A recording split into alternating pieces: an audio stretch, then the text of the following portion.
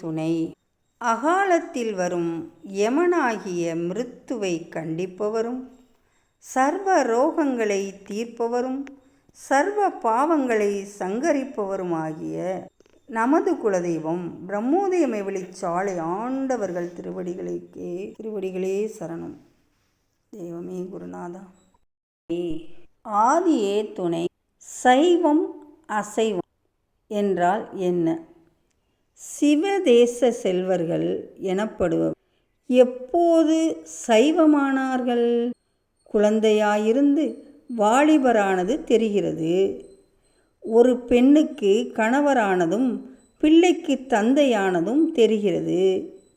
படித்து பட்டம் பெற்று பதவிக்கு வருவது போல சில சன்னதம் பெற்ற ஒருவர் இதயத்துள் இருக்கும் ஈசனை மறைபடா தரிசனையாகும்படி செய்வித்து சிவமணியை அணிந்து மங்காத திருநீற்றை பூசினால்தான் நீங்கள் சைவராக முடியும் என்று சிவாகமங்கள் விதித்திருக்கின்றன.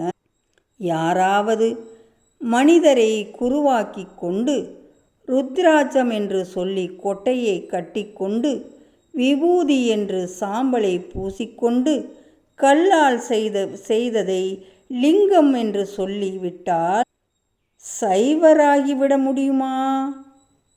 இதை யார்தான் செய்ய முடியாது? இந்த வேஷத்திற்கா யமன் அஞ்சுவான்? காலனை உதைக்கும் சூழனை எப்போது பார்த்தீர்கள்? இப்படி வேஷம் போட்டவர்களெல்லாம் யமன் கைவசப்பட்டு நாரி சாவதை பார்க்கவில்லையா? திருமேனி ஆகிக் கொண்டவர்களுக்கு இறுதியில் சிவலோக பதவி கிட்டியதன் அடையாளமாக நாற்றமில்லாமல், விரைக்காமல், குளிர்ச்சி அடையாமல் சிவனை காணும் மகிழ்ச்சி முகத்தில் ஒரு நாத்திகர் இதயத்திலும் ஈசன் இருக்கிறார். ஆனால் அவர் சைவரா.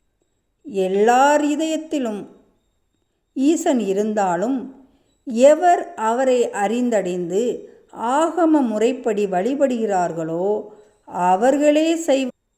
கல்லிலும் செம்பிலுமோ இருப்பன் என் கண்ணுதல் என்று பட்டினத்தார் பாடியதற்கு மாற்றமாக விக்கிரகத்தை வைத்து சிறு பிள்ளைகள் போல் விளையாடி விழா நடத்தினால் மெய்யான சிவநெறியில் நீங்கள் செல்லவில்லை என்பதாயிற்று.